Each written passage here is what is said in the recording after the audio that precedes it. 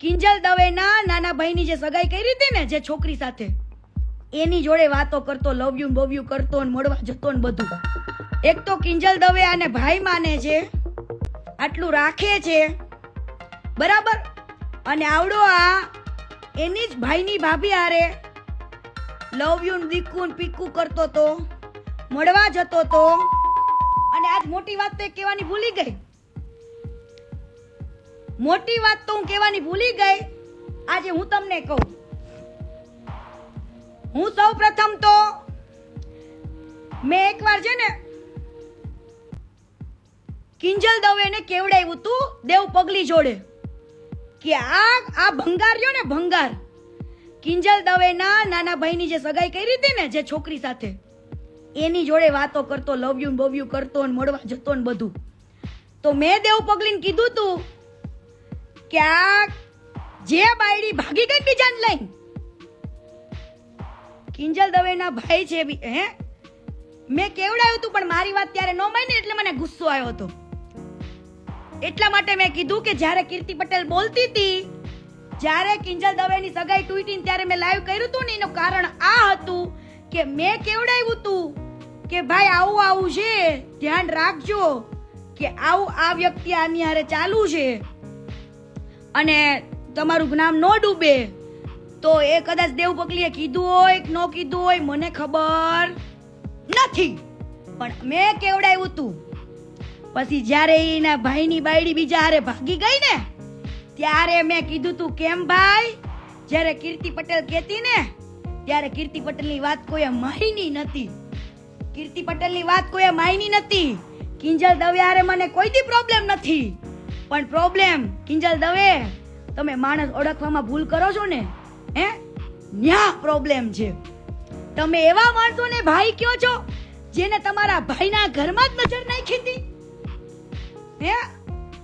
અને સમજો ખોટી બોલતી હોય ને તો ઓલી કદાચ ભાગી ગઈ હોય ને, કદાચ તમારો સંબંધ હોય કે ન હોય, પવન જીજુ હારે, પવન ભાઈ હારે, સોરી, એમને પૂછી લેવું અને દીકરીનો કોન્ટેક્ટ કરવો અને પૂછવું કે આ ભંગાર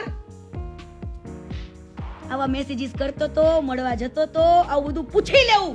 ઈ હું લાઈવમાં છાતી ઠોકીને ઠાકરને વચ્ચે રાખીને કહું છું અને બે ધડક કેવડાવ્યું તું કે ચેતી જજો, આ ભંગાર છે, આ ભંગાર છે, ભગવાન નથી, ભગવાન નથી. અને કીર્તિ પટેલે રાડો પાડી પાડીને તમને કીધું ને, એનો તમે કોઈ દી વિશ્વાસ કર્યો નથી, પણ એક દિવસ એવો આવશે કે તમારે માનવું માનવું ને માનવું જ પડશે, માનવું જ પડશે.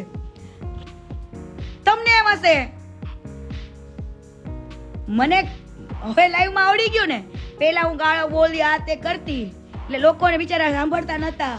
ફેમિલી સાથે મને ખબર પડી ગઈ કે જો કીર્તિ પટેલના શબ્દોમાં જેટલી તાકાત હોય ને, તો કીર્તિ પટેલને ગાળ બોલવાની જરૂર નથી, ગાળ બોલવાની જરૂર નથી એને.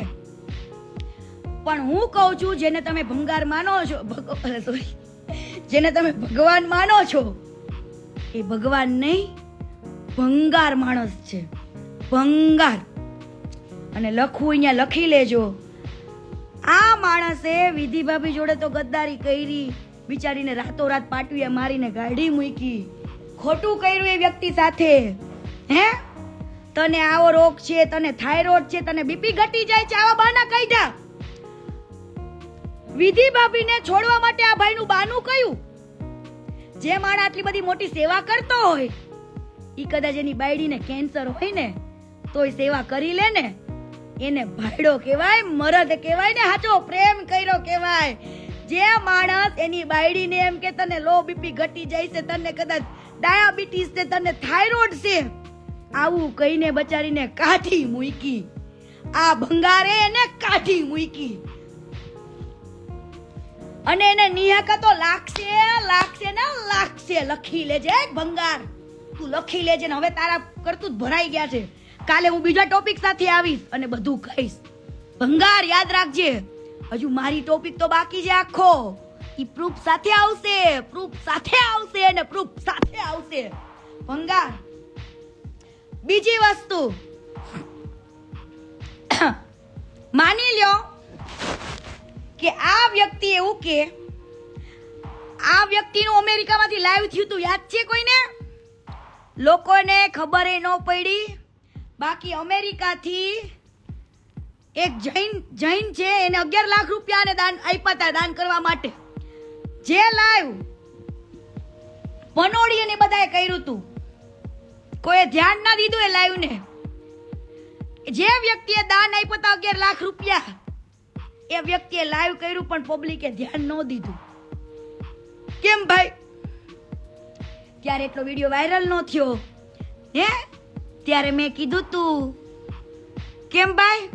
અને જેટલા સમજો કીર્તિ પટેલ મળી ને એને મેં એક ચેલેન્જ તો આપી હતી, કીધું તું